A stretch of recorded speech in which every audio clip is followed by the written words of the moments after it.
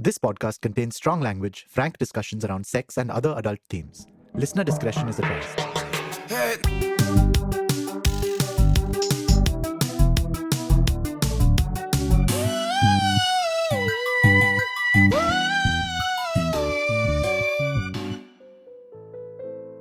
The anti-trafficking movement argues that prostitution is the exploitation of women and inherently sexist.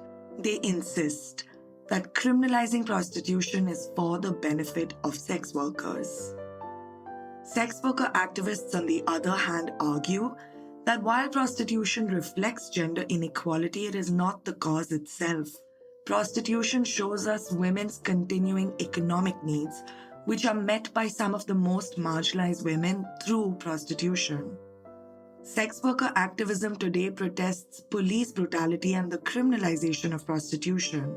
Sex workers are saying that the violence they face because of the criminalization of prostitution is worse than prostitution itself.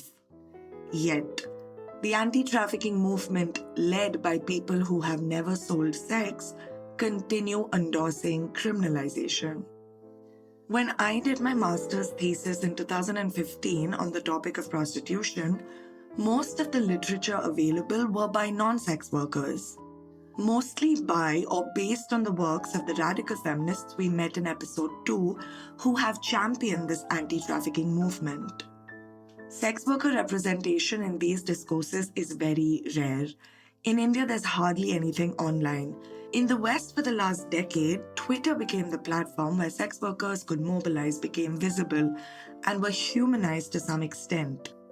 And while there have been essays, memoirs, books written by sex workers, while there have been some pro-sex work views by non-sex workers, there has hardly been any sex worker views in academic discourses. However, last year I came across this book I have been referring to called Revolting, Prostitutes, The Fight for Sex Worker Rights, written by two British sex workers, Juno and Molly Smith, which was published in 2018.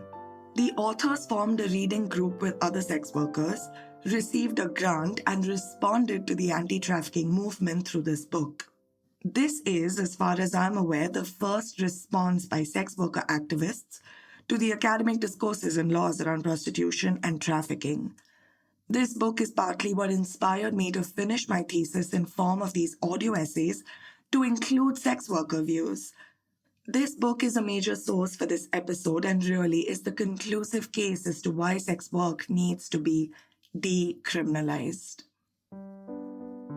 Hello and welcome to So Skewed. I'm Surabhi, a lawyer and researcher. This is episode 7, the final episode of season 1. Today, prostitution is governed by anti-trafficking laws. I discussed the anti-trafficking movement in episode 4 and discussed what it actually is in episode 5.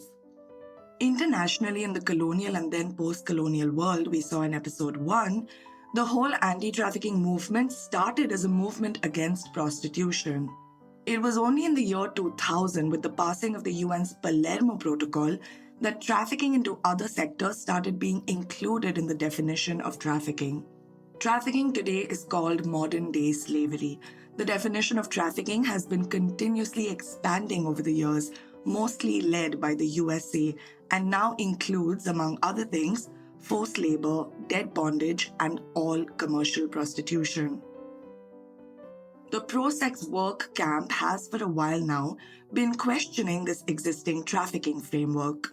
Whenever sex worker activists question these anti-trafficking laws that are used to indiscriminately target the sex trade and sex workers, the anti-prostitution camp conveniently claims that sex workers promote trafficking or don't understand it. Even though today it's becoming clear the current trafficking framework should be called into question. In 2022, in a horrible case of bonded labor in India, 37 people from Bihar, men, women, and children, were rescued from a work site. They were lured into the job, kept hostage, forced to work, and were not being paid. One of the laborers managed to contact the police, who came and rescued them. The action taken in this case was criminal charges against the owner under provisions against bonded labor and human trafficking, and payment to the laborers for the work they were made to do, after which everyone was sent home. Several such cases have been reported, cases of adults and children in bonded or forced labor situations in agriculture farms, dairy farms, construction sites, factories. These crimes are horrible and fall within the definition of trafficking today. But notice how working in a farm is not illegal. Dairy and agriculture farming is legal. Construction sites and manufacturing factories are legal. So trafficking happens into other sectors and laws target that specific crime within that sector. So we understand you can employ someone in a farm, but you cannot hold them hostage, force them to work, or refuse to pay them. But let's look at how sex workers are treated under the same trafficking laws. Unlike the above cases, many sex workers are busted or caught by the police and forcibly rescued out of brothels. During these rescue missions, the police harass, extort, and assault sex workers. Sex workers are then all hauled up together and kept in rehabilitation homes after. Just like cases of trafficking into other sectors, there are cases of minors and unwilling adults in prostitution. But even when they are rescued, they're never compensated, they're not freed, they are kept in state homes. Plus, very pertinently, not all workers in the sex trade are forced. So why are all sex workers rescued but not other workers in agriculture farms, dairy farms, factories, construction sites? India's proposed anti-trafficking law has passed in only the Lok Sabha so far. The proposed bill is vague at best and oppressive towards sex workers at worst. In the bill, the definition of trafficking includes forced labor into other sectors and all prostitution, irrespective of consent. It is assumed under law that a sex worker's consent to her exploitation is being bought by the payment of money. As you can guess, a sex worker is doing sex work for the money. So if she's paid money for her work, it becomes a trafficking offense. Whereas if a laborer in a farm is not being paid for his work, it becomes forced labor, which is a trafficking offense. The point is, this is all jargon. Under the new law, all prostitution is yet again being positioned as the sexual exploitation of women. This is why the trafficking framework has to be questioned. How can all prostitution fall under the definition of trafficking? Shouldn't it only be cases of unwilling prostitution where the victims want to be rescued? Because why do anti-trafficking laws apply to all workers in the sex trade but not all workers in an agriculture farm? Part 1. The War on Sex Workers. Since the inception of anti-trafficking laws, so 1949 at least, what we know for sure is this. The criminalization of prostitution is ineffective in ending prostitution, and criminal laws across the world target and harm sex workers the most. I spoke about what sex work is in episode 6. To many marginalized women, sex work becomes a survival strategy, a last resort to stay out of poverty or destitution. Prostitution exists because of a woman's demand for resources. This is why it has been impossible to end prostitution. Because women continue being poor and having unmet economic needs, which is never addressed in these anti-prostitution discourses that continue to look at prostitution as a result of men's sexual urges. There are 4 main legal models around prostitution. Let's look at these laws more logically. How do these laws that are meant to save sex workers, how do they affect them? How do laws change their behavior in the sex trade? Because the way a sex worker behaves around these laws is very rational. Problems and issues may overlap, but each model presents different issues for sex workers. A sex worker working in the US under the criminalization model is looked at as a criminal. The police are always looking to catch sex workers, bust places of work, and sex workers are always running from the police. If a sex worker is caught, she can be arrested or fined. We know why women enter the sex trade, for money that they do not have. Many sex workers are in a very vulnerable place in their lives, which can range from poverty to abuse to an addiction, and they depend on sex work for day-to-day living. Imagine what happens when this sex worker gets arrested. She has to pay for legal fees, including lawyers, bail, and may also get fined under this model. This was a woman who was already struggling financially, which is why she's doing sex work. How will she come up with this money? By going back to the sex trade and now having to work more to pay these fees and fines. Plus now she has a criminal record, so jobs in other sectors become difficult. Working in the sex trade was already her only viable option, and now even if she wanted to leave the sex trade, she's back and working more just so that she can pay off her debt to the state.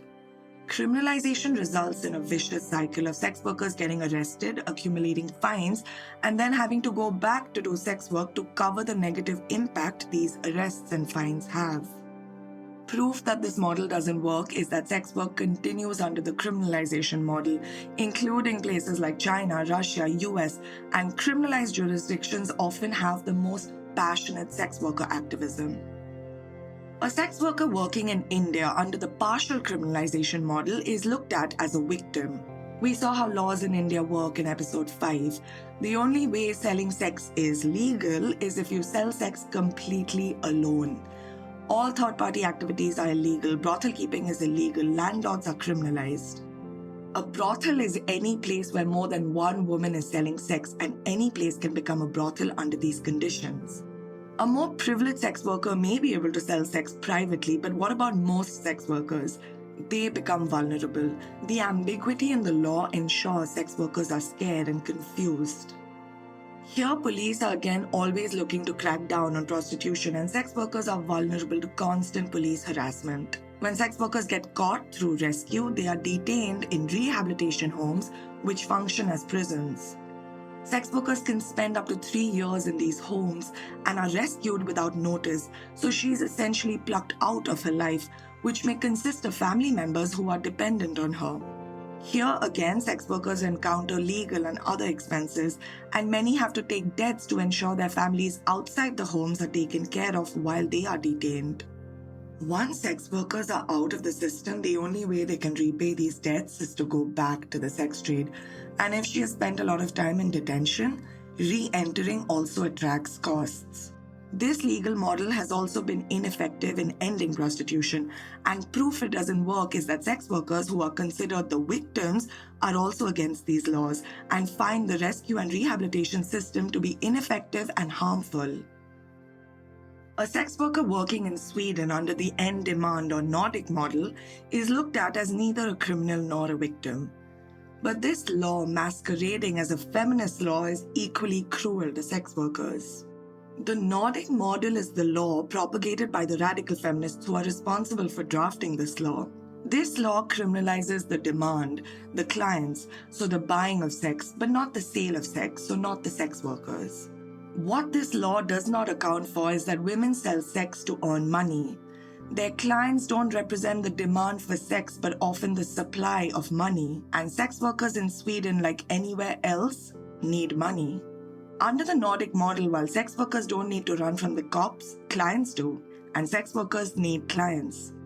This means sex workers have lesser clients to choose from. The law keeps the good clients away, and now, due to lack of choice, sex workers have to often take up violent or aggressive clients because they are the only ones who come out at night. The vetting process for clients, a very important part of the sex trade, also takes a hit. If a sex worker is on the street and a client approaches her in his car, she has no time for negotiation, communicating her terms, stating her price, getting a sense of how safe he is, checking to see if there are other men in the car, and then agreeing to the deal. Now she's just lucky to find a client, so no matter how shady he looks, no matter how scared she is, she'll jump into his car because she's desperate.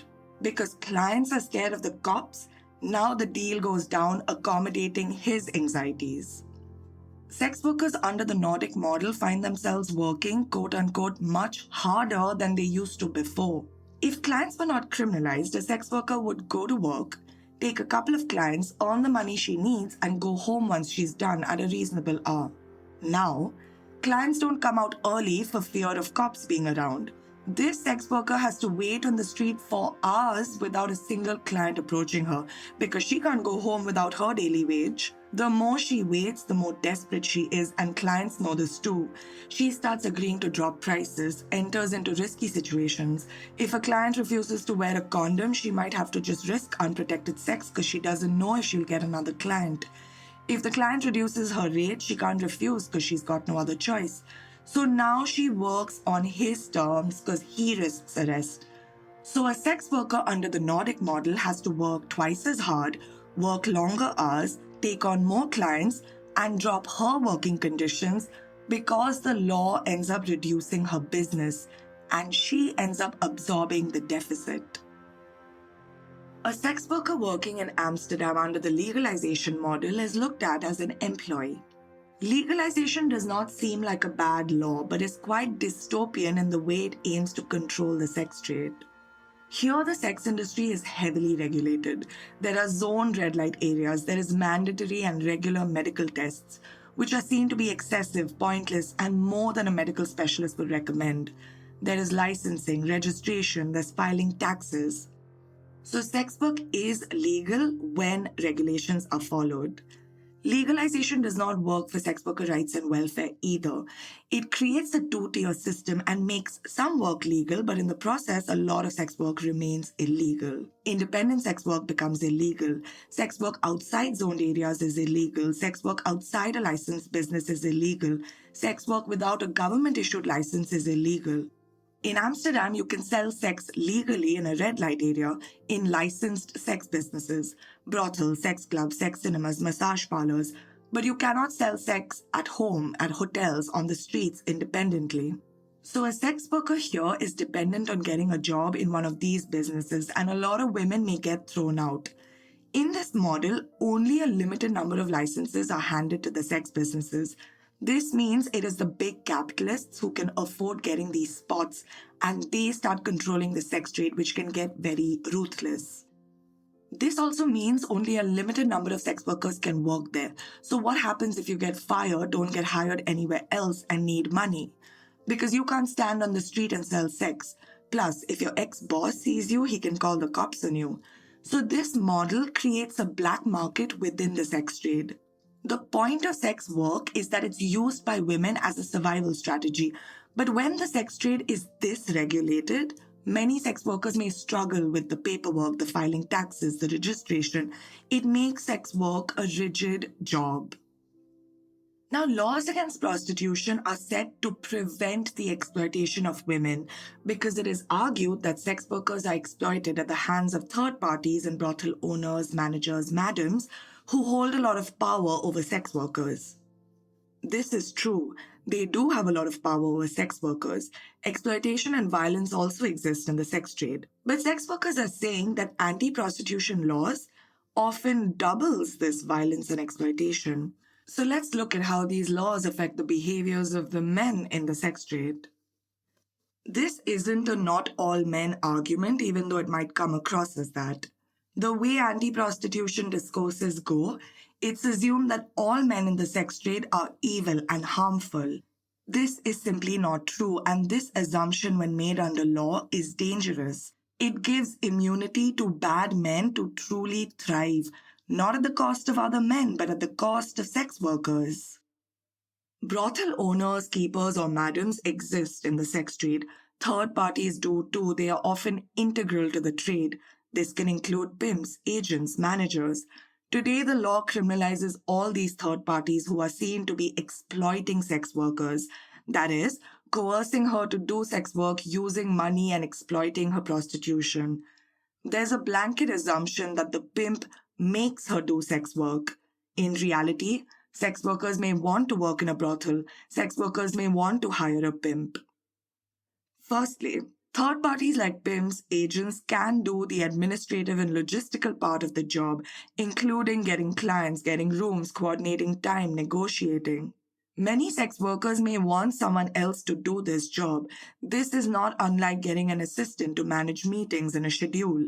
Secondly, the sex trade involves women meeting unknown and different men and can get risky.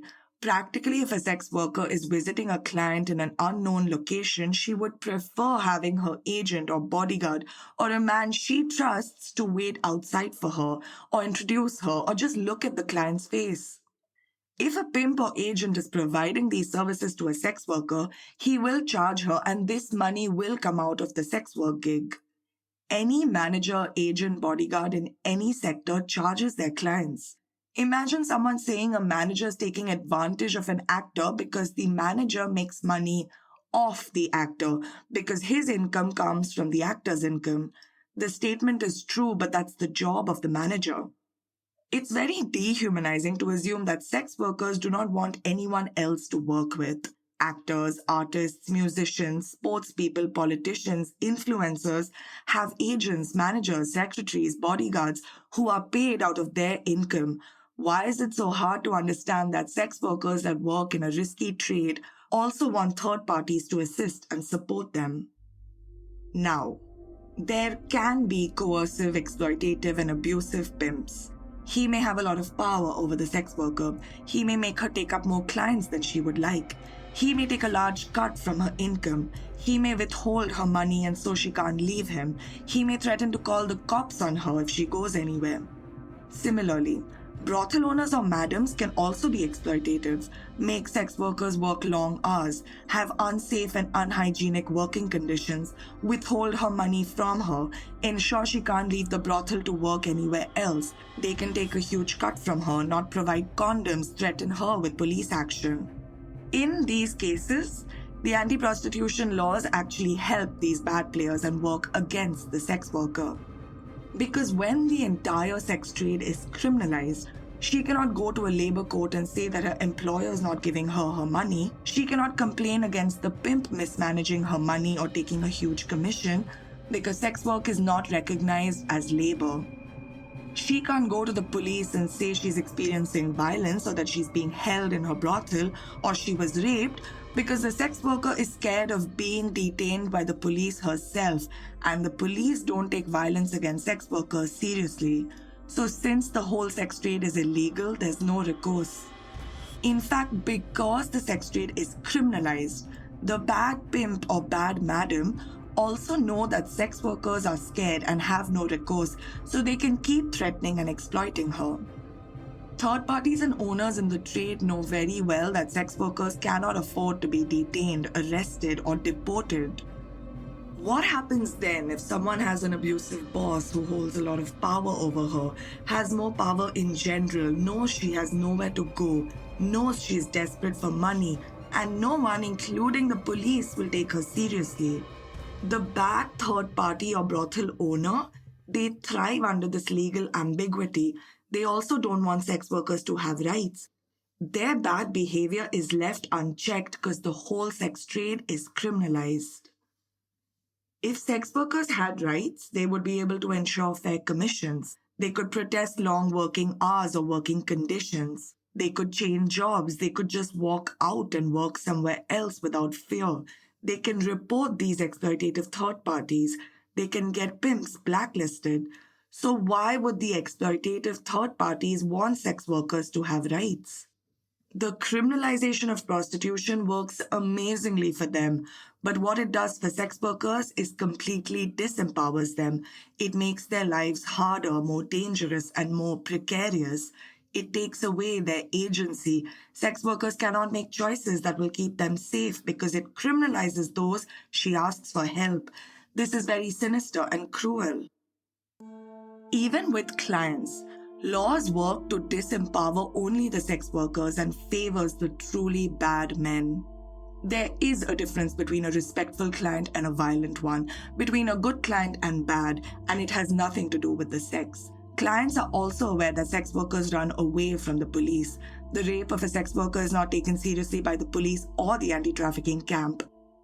Most sex workers at this point know not to go to the police if they were assaulted. So how will the abusive and violent men act knowing this? The law protects violent men. Laws anyway incentivize sex workers to work alone and without a trace. What these laws do, in effect, is point at a group of women and let the bad men know that these women can be harmed easily and without repercussions. Sex workers become an easy target for violent men, and if a man attacks or rapes a sex worker, she has to just bear the assault and heal however she can manage. There's no access to justice. Across the world, we've seen robberies, rapes, assault, and the murder of sex workers. This is the whore stigma that I spoke about in episode 6 in actual practice.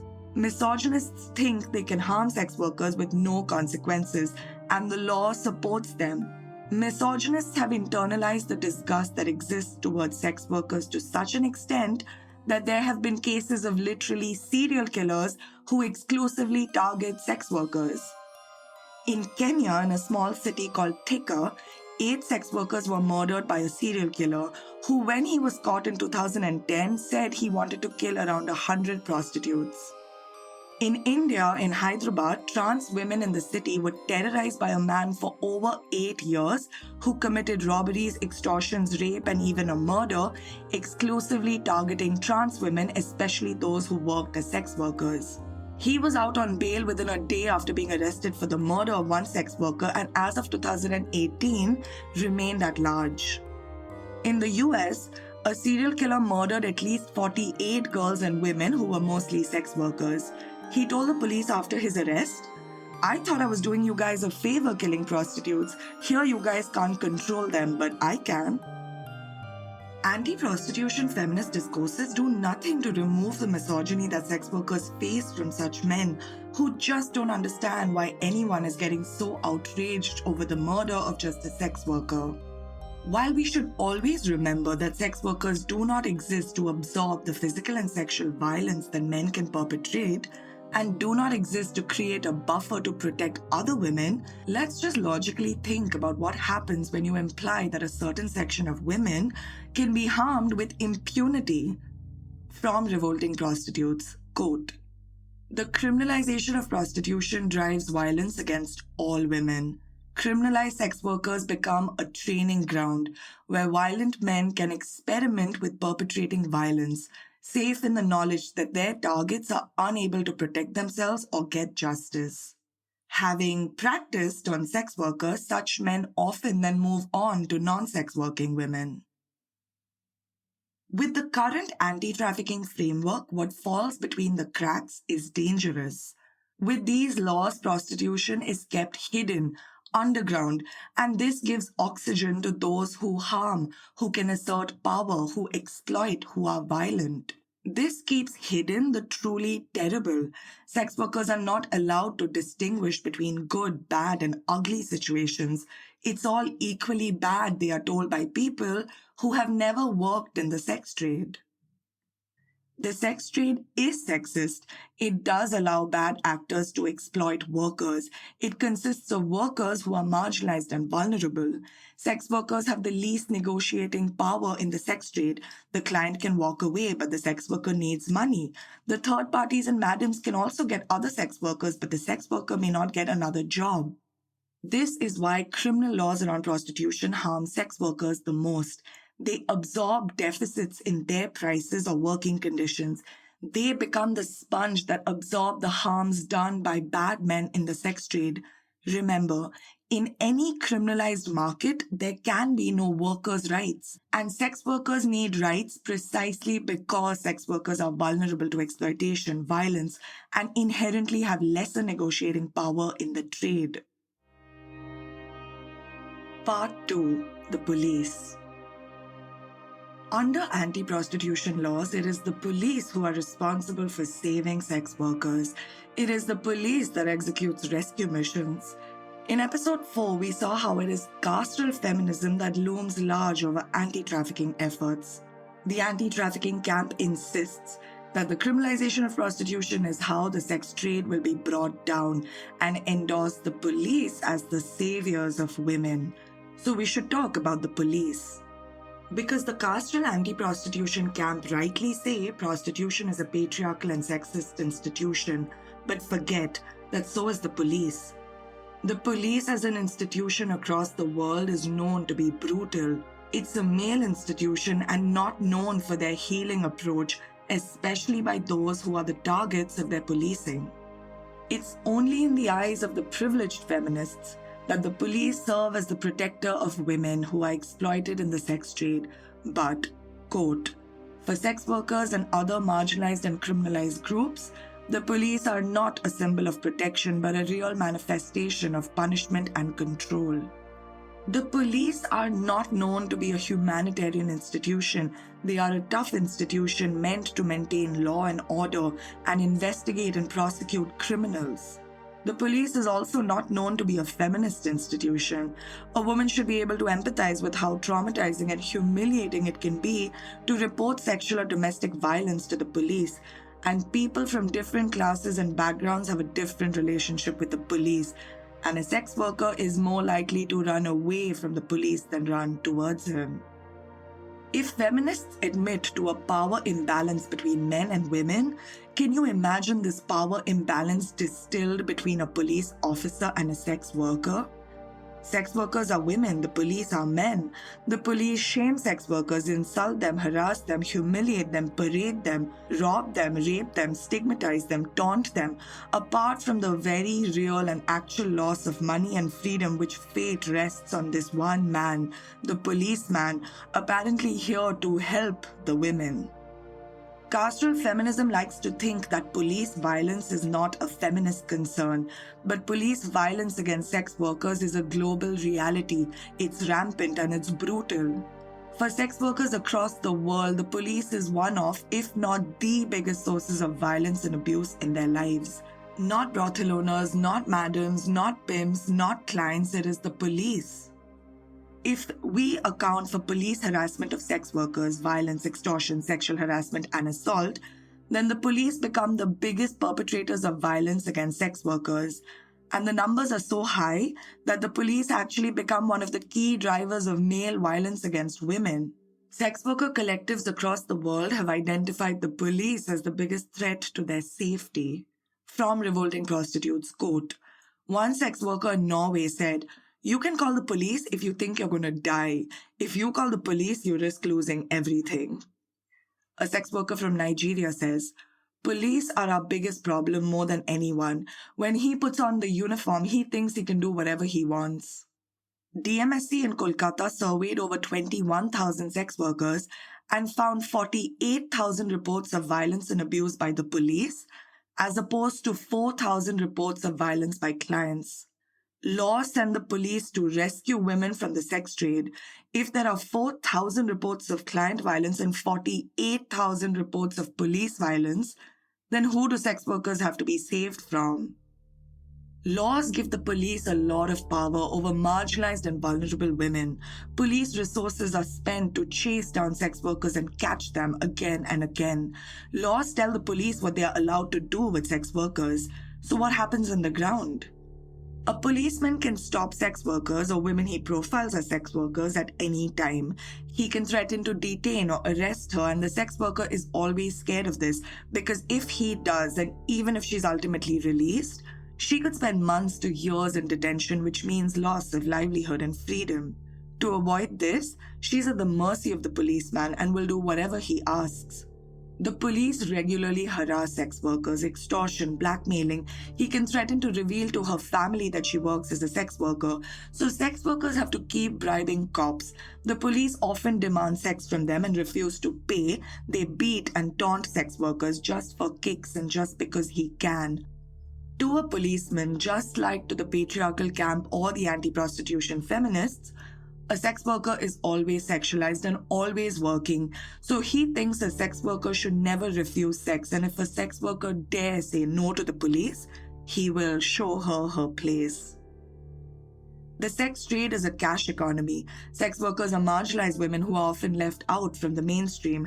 This means many sex workers don't have bank accounts or other documents and work in cash. Sex workers are perfect targets for a little extra pocket money for the policeman every day. Sex workers regularly bribe and get forced into sex by policemen, most times both. Sex workers report being forced to have sex with the cops and giving him money as a bribe, so forced sex rape by the police is a common issue in the sex trade across the world. There are horrid stories from sex workers about how the police treat them, stories about how the police force sex workers to have sex with them if they want to avoid arrest, and then after arrest them anyway. Stories of how the police refuse to allow women to dress up in regular clothes and take them out of brothels in their work clothes to humiliate them. The police practically laugh at sex workers for how powerless sex workers are against them. Can you imagine the frustration of being raped and then being charged for it by a police officer? Sex workers in India have consistently cited the policemen as their least preferred clients because they refuse to pay and abuse their power. Being a sex worker is a constant cat and mouse chase with the police, with the threat of detention constantly looming on their heads. When it is the police that is in charge of implementing laws against the sex trade, the relationship with the police and sex workers becomes adversarial. The police are looking not to help, but to catch sex workers. When there's such an aggressive crackdown on prostitution, the sex trade responds by going more underground. The sex trade is always evolving. It shifts to newer and more hidden places. This means sex workers can be called in to work at unknown places. She can't ask too many questions. It is understood that not disclosing information is to ensure that the police don't catch them. So sex workers have to compromise on their safety and security and go to work in unknown and hidden places so that the police won't catch them. Everyone in the sex trade also know that the police will want to catch the sex workers. The clients don't get caught, and third parties are generally not that visible and can get out on bail. Third parties, brothel owners have more power, money, and connections, so unless it's charges of minor prostitution, they are not targeted as much. Plus, sex workers are more visible and larger in numbers, so will be targeted anyway to meet arrest quotas under the Act. The police have to choose between investigating, chasing, gathering evidence against third parties, brothel owners, traffickers, who will be 5 to 10 men, or they can just catch 50 sex workers from a red light area in one night, against whom no evidence has to be brought, and show more arrests under the Act. What do you think they choose? Anti-trafficking organizations similarly can show larger numbers of rescued women to their funders, so this system also works for them. Even when raids are conducted under the law and sex workers detained, sex workers regularly report having all their belongings, gold, cash, being stolen. A lot of sex workers in India will try to buy gold over time for investment purposes, all of which they will keep in the brothel. What do you think happens when the police raid a brothel and the sex workers are taken out with no warning? What would happen to all her belongings if a sex worker is in custody for a few months or worse for 3 years? Because sex workers are saying when the cops come to rescue them, they lose everything. It could be the police, it often is. It could be the brothel owners, it often is. It could be them together in collusion. There's no way to know who takes her stuff, but sex workers know after a raid, she will lose all her savings. And if she is detained, she will never see any of her stuff again. Her place in the brothel will be given to another woman. When a sex worker gets out of a state protective home, she often has nothing on her. She loses everything she earned in the sex trade till she was rescued. Almost every woman I have met in a protective home has reported being robbed blind during police raids. I've come across a case of a woman who was forced and unwillingly kept in a brothel, who had saved some cash and bought gold earrings, all of which she lost when she was rescued. This woman was forced into prostitution. She made that money. She tried to save up so that she could leave the sex trade. But now she has nothing because the police and state insisted that her money was not as important as locking her up in a protective home. Think about trafficking cases into other sectors that we saw in the beginning of this episode. Those forced into labor when rescued were compensated for their labor and given damages for their abuse. But sex workers are never compensated and in fact are robbed by the police. And how do police rescue women? Set up decoy customers, go on undercover missions without witnesses, set traps, lure sex workers, lure women to rescue them, it seems. The rescue process is brutal. Do the state, police, social workers, feminists know or care about what happens to a sex worker's child family without her income, without her being present? And the worst case scenarios of violence by the police are devastating. From Revolting Prostitutes. In 2017 in New York, a woman called Yang Song was caught up in an undercover sting at a massage parlor at which she worked. She had been arrested for prostitution 2 months earlier and had recently been sexually assaulted by a man claiming to be a police officer. It remains unclear as to whether he was. When the police returned, looking to arrest her again for prostitution, she fell, jumped, or was pushed from a 4th floor window. Yang Song died. In India, in Satara, a sex worker was beaten up so badly by a policeman in the station that she suffered a miscarriage, and the man faced no consequences. Whenever this is brought up, the response is, we need to train and sensitize the police and this will end police violence. But it hasn't worked so far. How long do we wait? How long do sex workers have to be beaten, abused, raped until all policemen have become good? In the 2022 Supreme Court order, one of the major observations by the Supreme Court of India was that sex workers face horrible abuse and violence from the police. This is 2022, so still. The problem is not about bad apples within the police, because when the rules of the game are so skewed, when the police have so much power, and when sex workers are so vulnerable, hoping for individuals to change is unrealistic. Instead, we have to change the rules of the game, remove the oxygen that allows the police to harm. The police just need to leave the sex trade.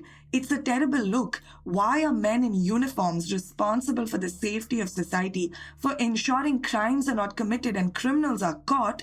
Why are they being allowed to scare and threaten and extort and rape sex workers among the poorest, most marginalized and vulnerable women?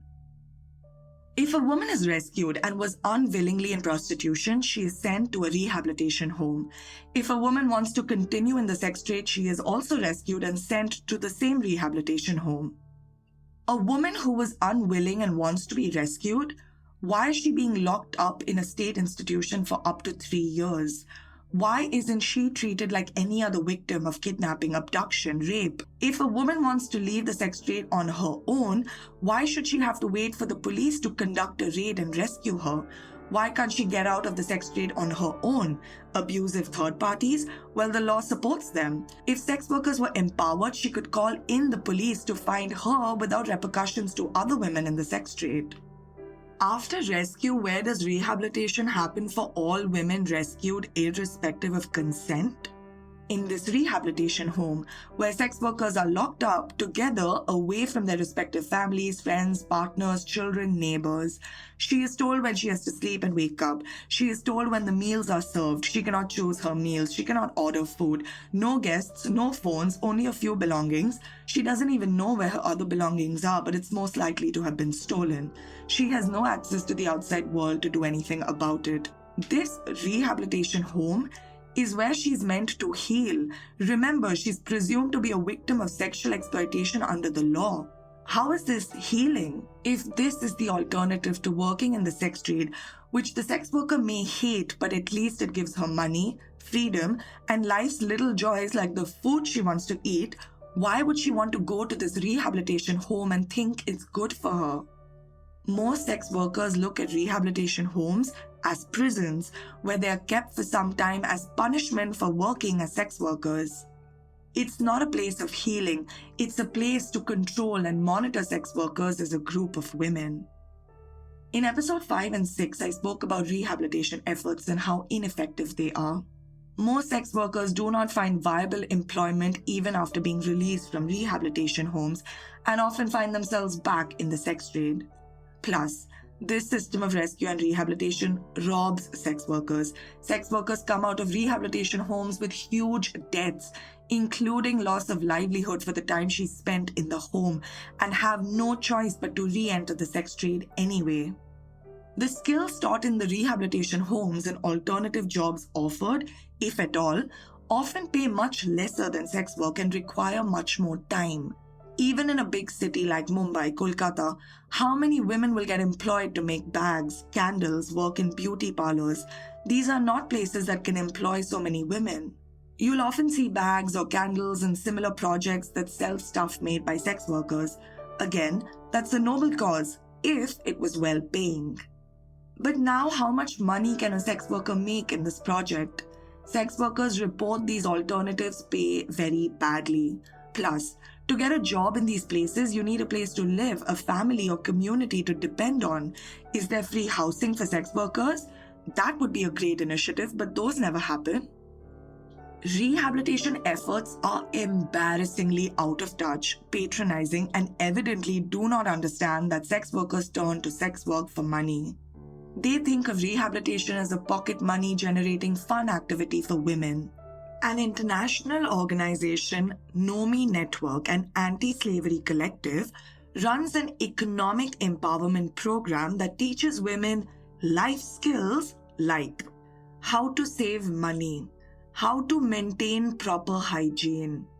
They run a training center in Cambodia where women learn how to make eco-friendly handbags and accessories. 100% of the profits are invested back into their training and education opportunities, so not given to the women. And how big do you think a business is that sells eco-friendly handbags out of recycled materials? It's a fine business, but it won't offer viable jobs for everybody. Now, we should talk about effective support to sex workers, because when someone talks about viable alternatives, it's not a one-size-fits-all. Different women have different wants and needs. A viable alternative has to match the money she can make in the sex trade and match the amount of time she spends. You cannot place a sex worker in a factory that has 12-hour shifts, bad working conditions, and that pays her much lesser than she earned in sex work where she spent much less time. And if a woman has to be at home for her family, half-heartedly teaching her feminine skills forcibly in a rehabilitation home where she is locked up for years and releasing her with a huge debt on her head will never ensure she can leave the sex trade. You've essentially further harmed a woman. If the anti-trafficking camp actually cared for sex workers and alternative employment, which many sex workers are also looking for, why must they lock up sex workers together in a state home and not allow them to leave? Why does an inquiry have to be conducted to decide whether she's exploited or not and whether she's fit to be released or not? What is all this control and monitoring for? If a woman says she wants to work in the sex trade because it is the best option available to her today, shouldn't her word be the final word? Why does a magistrate have to adjudicate it? Even these skill programs, if they were offered voluntarily to any woman, sex worker or not, while she's living her current life and not in a controlled rehabilitation home, sex workers may avail these programs as per their own schedule. What's the need to haul sex workers up, waste resources on police raids, court processes, and her loss of income to have her locked up and teach her stitching? What if classes were offered where any woman who wants to pick up a skill can go? Maybe a sex worker wants to go for these stitching classes. Maybe she would love to take adult literacy classes or computer classes whenever she has the time. A sex worker knows her own needs and is probably working towards saving money to leave the sex trade. Sex workers are aware that they are not going to be in the sex trade forever. It's a short profession. So if these classes were given anyway, then sex workers would be truly supported to leave the sex trade on their terms. Maybe she takes months or years to leave, but it's productive. You've genuinely helped her. Once she leaves the sex trade, she has a skill, and maybe this helps accelerate her exit. Because now this is how the system works. A sex worker is poor and one day she finds herself in a protection home told she will be there for 3 years. In these 3 years, she incurs debt. She doesn't work at all, and she is taught some skill for which she will earn lesser than she did in the sex trade if she gets a job at all. When she leaves, she mostly goes back to the sex trade, now trying to compensate for the losses she faced in these 3 years, so working harder and more. Maybe she was planning to leave the sex trade in 5 years when she first entered. This ineffective 3-year rehabilitation process now ensures she has to work in the sex trade for 3 more years or maybe more because she now has debts. So what could have been 5 years in the sex trade becomes at least 11 miserable years.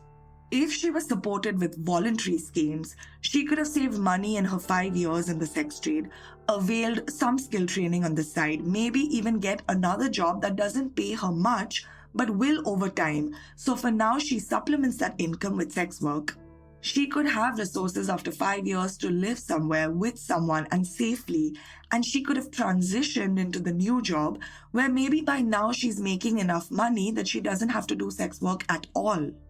But the current system strips women of their power, agency, their ability to choose for themselves. And these saviors, the anti-trafficking camp, decide how this woman should live her life, even though they have never faced the circumstances that got a woman into the sex trade. The current system created is counterproductive, ineffective, and brutal to sex workers. Politicians mindlessly endorse anti-trafficking laws and are proud that we fulfill obligations under international law and follow US policy without once questioning the origins of these laws, the religious reasons prostitution started being opposed by the West, how these laws are built to harm sex workers and crack down on the sex trade indiscriminately, no matter how many women get harmed in the process. Anti-prostitution laws work for the police. It's vague enough, allowing harassment. It works for the state. It fulfills obligations under international law, and somehow criminalizing prostitution today is seen as the morally right thing to do. It works for anti-trafficking organizations who are well-funded. The effectiveness of rehabilitation to them isn't as important as just getting women into the system. And it also works for third parties. Every time a woman is rescued and then released, a brothel owner can make more money from her. The only people it doesn't work for is the people it is said to be for, sex workers. She's never allowed to feel stable in her life. She's never allowed to get out of survival mode. She's always running from the police. She faces exploitation and violence in the sex trade, against which she has no recourse, and which she prefers to police treatment. She's involuntarily locked up for months to years, and she's back to the same position she was after she's released. Sex workers run away when the police come to rescue them. Maybe this in itself should call for some introspection. Maybe someone wise says, sex workers don't harm anybody. They are marginalized. Many come from abuse and trauma, need money and resources, and are selling sex just for that. So is it okay to use the police and state resources to chase them so badly, so aggressively, that they are risking death and violence and exploitation in the sex trade over getting rescued? Is it okay to set the police off on the most marginalized women in society? This is why sex worker collectives endorse the decriminalization of sex work. And there is one place in the world where the police cannot harass sex workers, where sex workers report to feel safe and protected. Part 3. Decriminalization, the New Zealand model. The first thing that must be said is that decriminalization is not the same as legalization.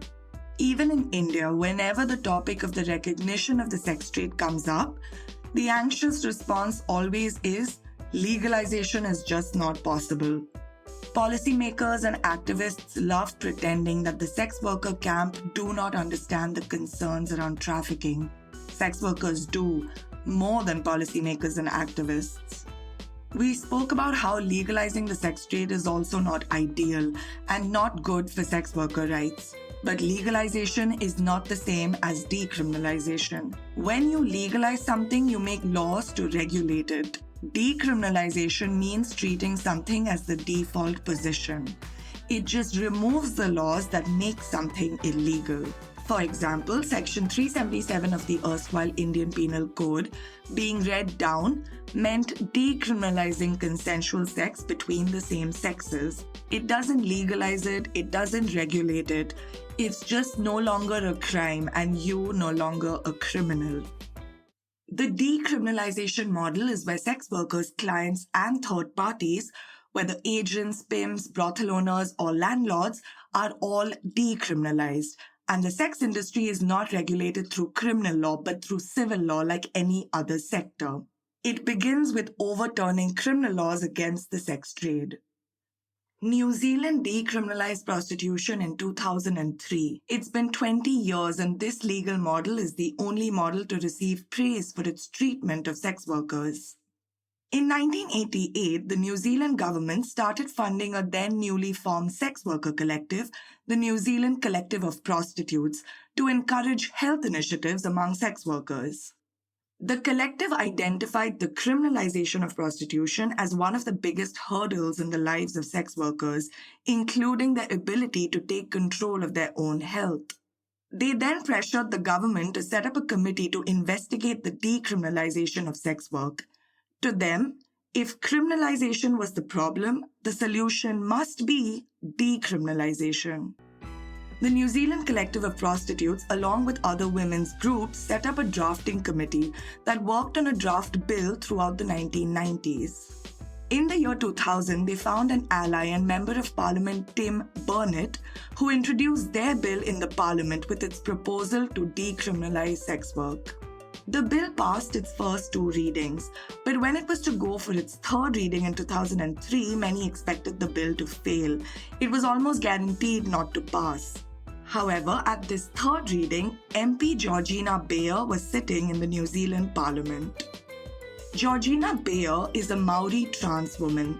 The Maori community, the indigenous community of New Zealand, are a marginalized community. Georgina Beyer was the world's first transgender mayor and the world's first transgender member of parliament. And she, before all of this, worked as a street-based sex worker. Georgina Beyer gives a passionate speech in the parliament when this bill is discussed, which included the following words. It would have been nice to know that I might have been able to approach the authorities and say, I was raped, and yes, I'm a prostitute, and no, it was not right that I should have been raped. Her speech in the parliament turned things around. Many MPs on the fence voted in favour, and some who were opposed abstained from voting, and against all odds, the bill passed in the parliament 60 to 59, making New Zealand the first country in the world to decriminalise sex work by adopting the Prostitution Reforms Act in the year 2003.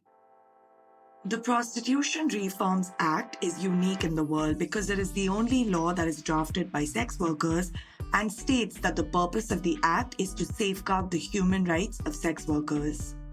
The main goals of the law are to protect sex workers from exploitation, to promote their health and safety, and to eliminate prostitution under the ages of 18. So the safety and security of people who sell sex, that's it. That's the only aim of the prostitution law.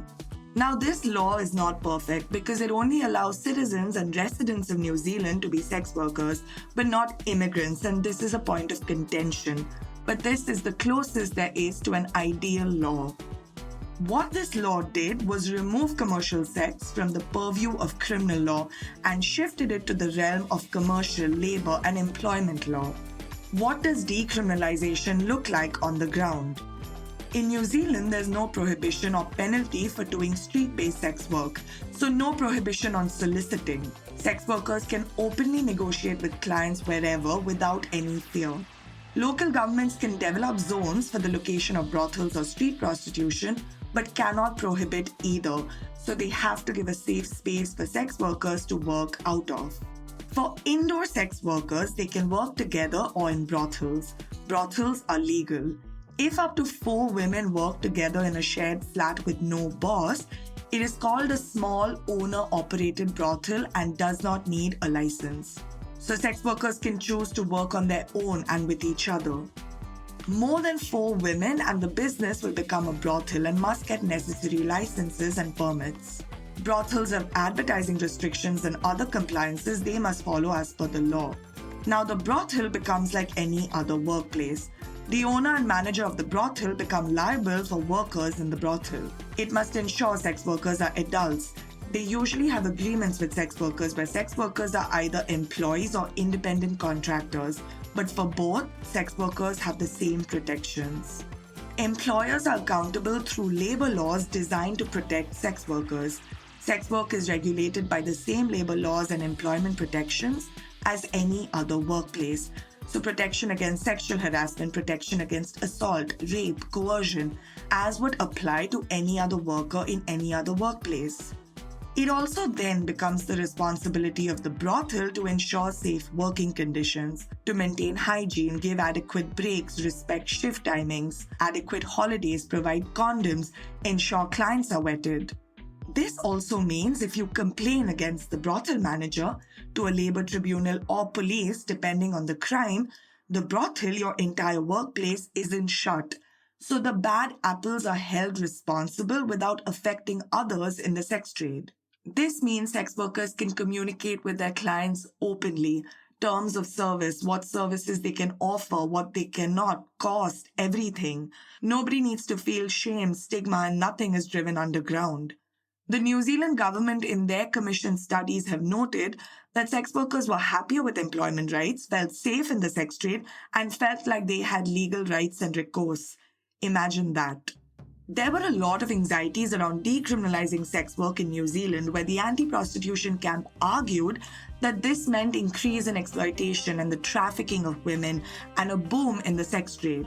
But none of this has happened, and the sex trade in New Zealand, despite this fear-mongering, has not shown signs of some crazy growth.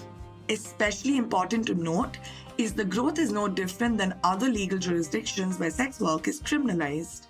5 years after the law was introduced, the Prostitution Law Review Committee, set up by the New Zealand government, found, quote, "The sex industry has not increased in size, and many of the social evils predicted by some who oppose the decriminalization of the sex industry have not been experienced.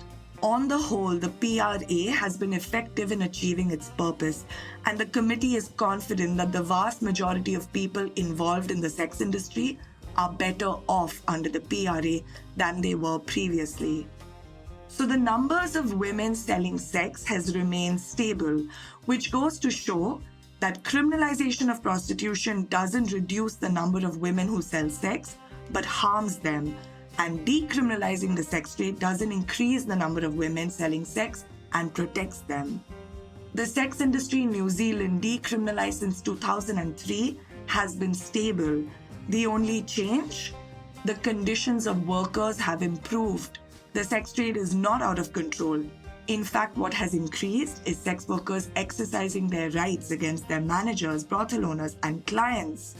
Now that the stigma against sex workers is reducing, they are becoming more assertive in the sex trade. They now refuse to tolerate bad behavior and are taking more control over the sex trade. There have been several instances of sex workers taking third parties or brothel owners to labor courts for violating terms of service, for employment rights, for sexual harassment in the workplace. In 2014, a sex worker took her manager to an employment tribunal for sexual harassment and won her case.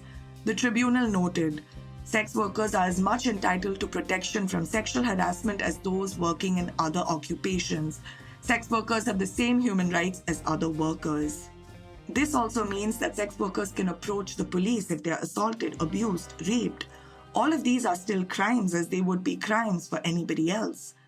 A sex worker won her criminal case for rape against a client who removed his condom midway without the sex worker's consent. The Prostitution Reforms Act clearly makes illegal anyone who is seen to be forcing someone to start or stay in prostitution. So forcing people to enter the sex trade or stay on in the sex trade is criminalized. You are liable for that act. The law distinguishes different situations. It helps, it does not harm.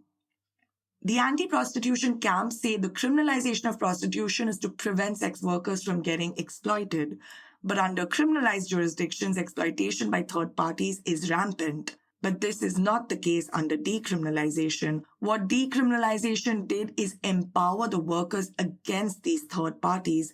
It completely changed the power dynamics.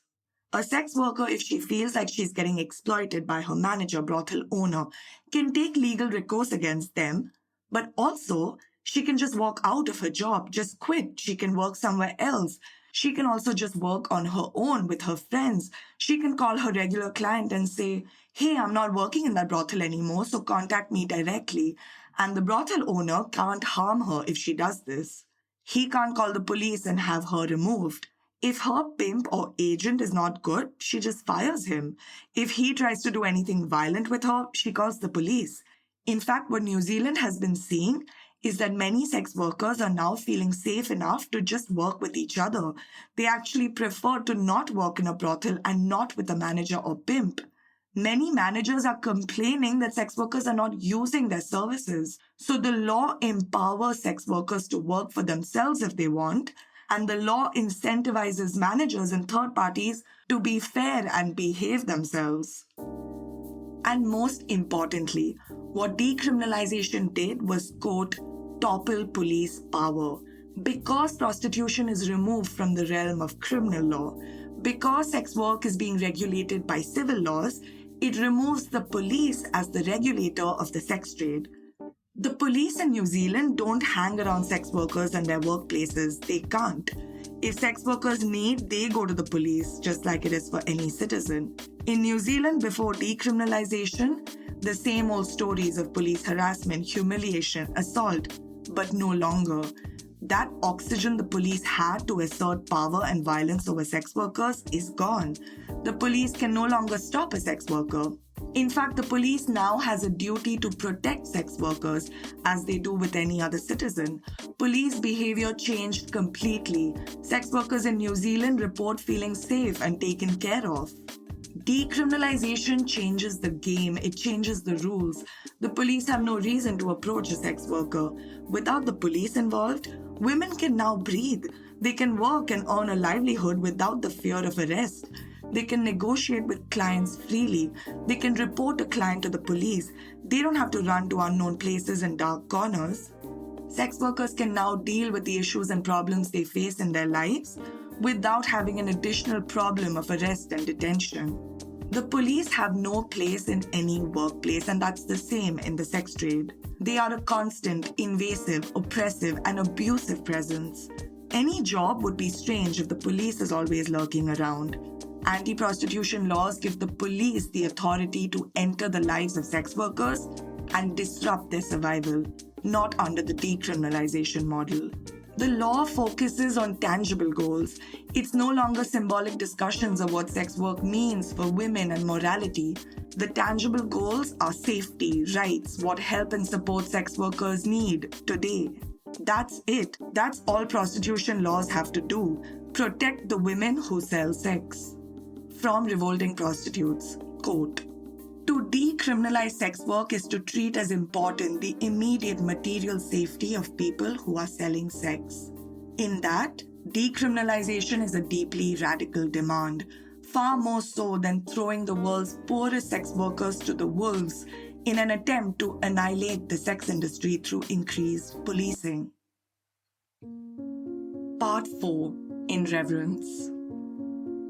Sex workers are always considered to be anti-feminist, but they aren't.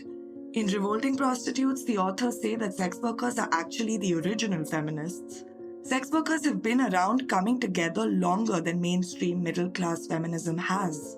They've been protesting the police and laws, supporting their families and each other, fighting working conditions and crackdowns, demanding people understand that prostitution is not immorality, it is not a sin.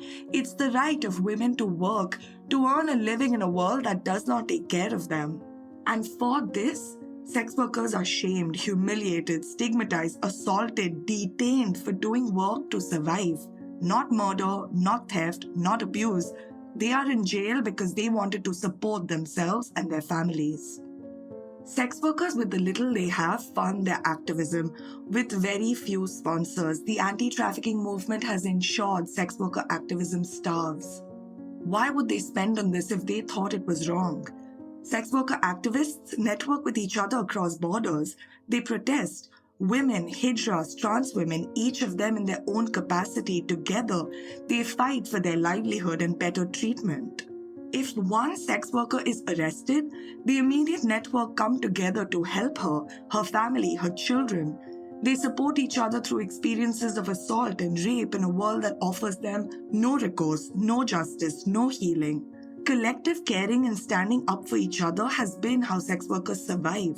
Despite police harassment, criminalization, brutalities, despite the billion-dollar anti-trafficking movement, despite the mafia's gangs trying to shut down sex worker activism, sex workers continue to fight for the rights of women, often marginalized women. How is this not considered feminist? In fact, the anti-trafficking movement makes it seem like sex workers work towards maintaining exploitation and violence in the sex trade. We allow anti-trafficking organizations, the state, and the police to take credit for saving women from prostitution. After raids, the police talk about the numbers of minors or trafficked women who were rescued by the police.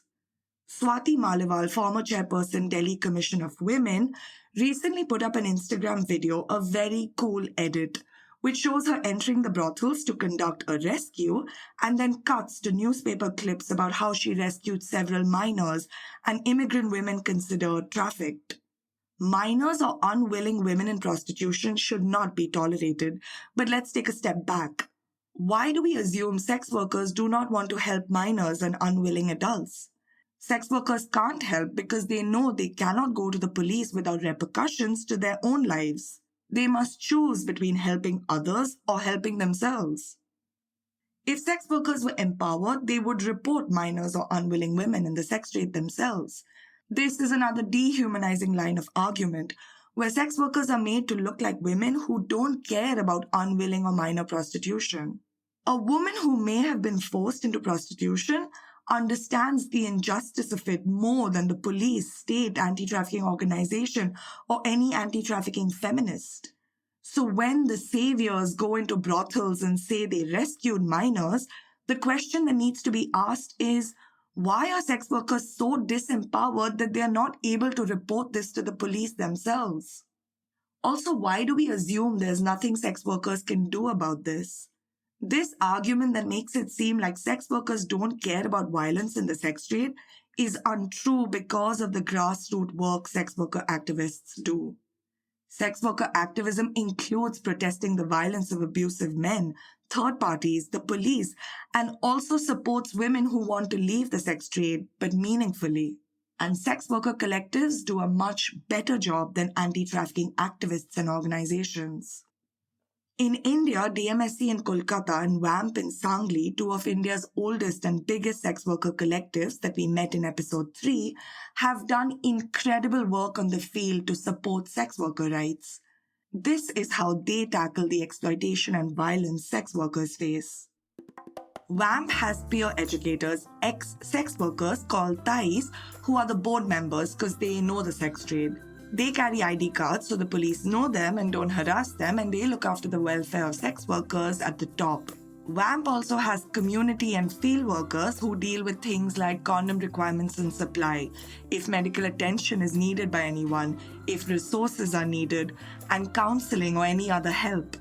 They have also set up conflict redressal committees to intervene if a sex worker is being harassed or exploited in the brothel or outside.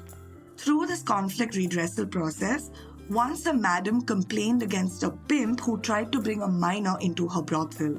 The minor was reunited with her parents and given support to file a police complaint, and the pimp's name was shared throughout the community in order to have him blacklisted. DMSE has formed 33 committees across West Bengal called self-regulatory boards, each with 6 sex workers, 1 local counsellor, and 4 health and labour professionals.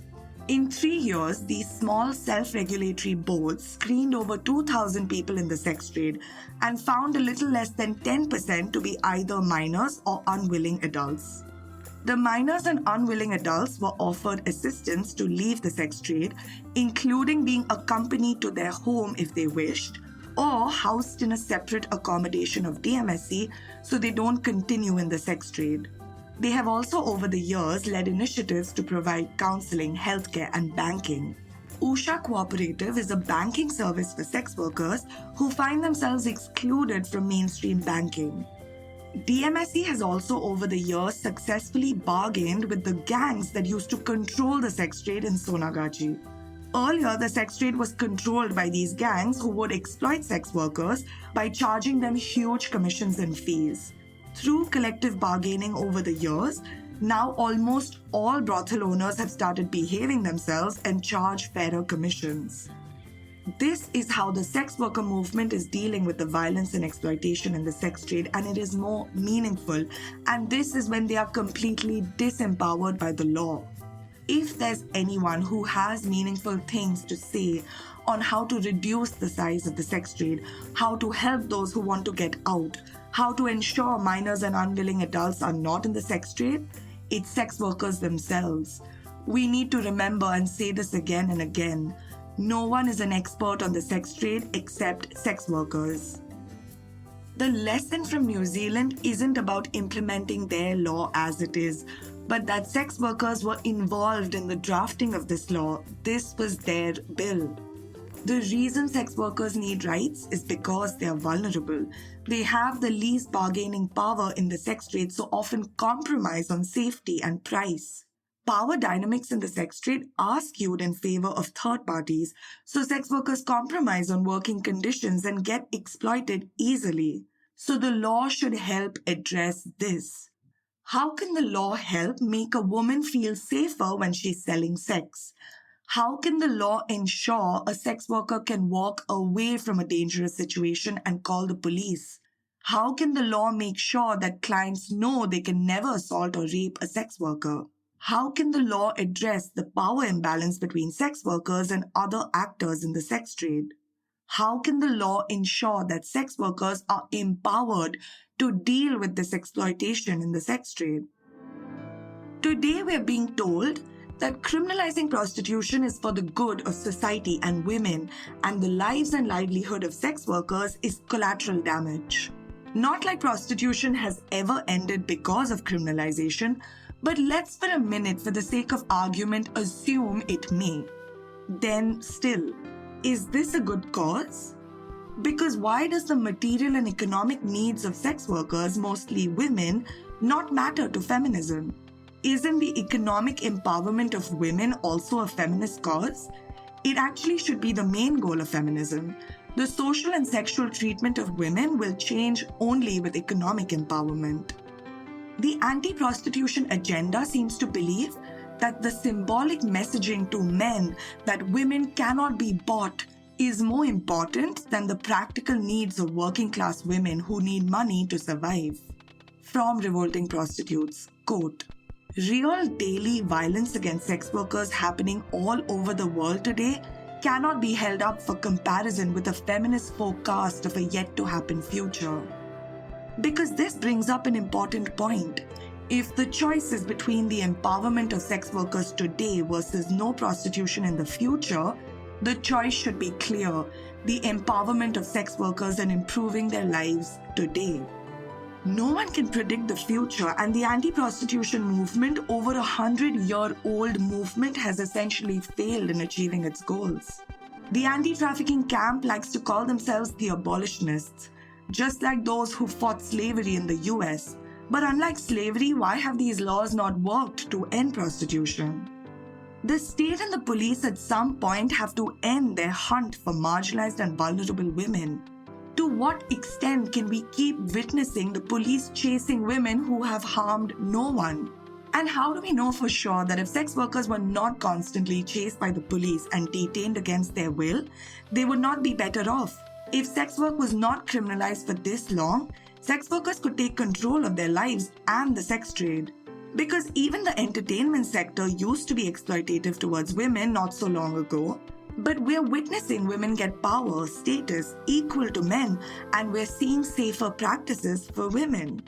So why not the sex trade? Would you have endorsed a movement that wanted to remove all women from the entertainment industry because they get exploited by men? I mean, that is exactly what happened to courtesans and women from hereditary dancing communities during the British Raj, and it only resulted in disempowering women. Similar to a traditional marriage, prostitution is an institution women turn to for resources. We don't go around debating the ethics and morality of marriage and debating whether it is a good thing for a woman to enter a marriage. We just acknowledge it exists, we acknowledge it can become abusive, and we give women rights. If we can rethink marriage, why can't we rethink prostitution? We should still work towards a world where no woman has to depend on prostitution, but until that world comes into being, the same way we don't criminalize marriage, we shouldn't criminalize prostitution.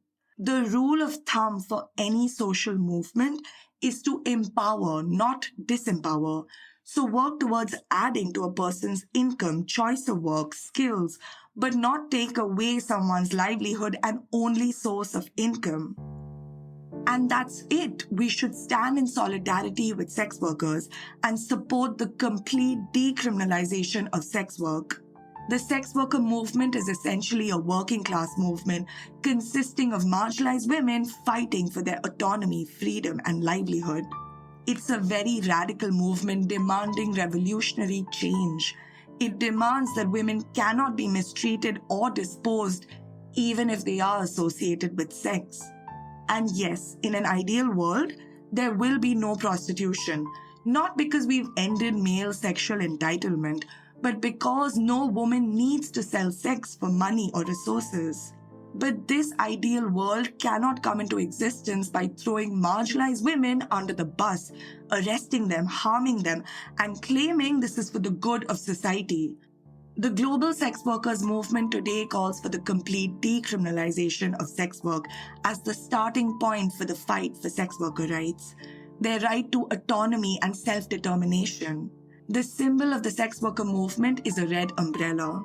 To end this season, I can think of nothing better than to read the end of the book, Revolting Prostitutes, The Fight for Sex Worker Rights. The politics of prostitution should not be a feud between women but a collaboration. As much as we all do, sex workers want a better future, one where everyone gets their fair share of resources and where survivors can access healing and justice. We want a future where feminist revolt and resistance is uplifted by the brazen spirit of the prostitute who demands to be safe, to be paid, and to be heard. In the words of Black Women for Wages for Housework, when prostitutes win, all women win.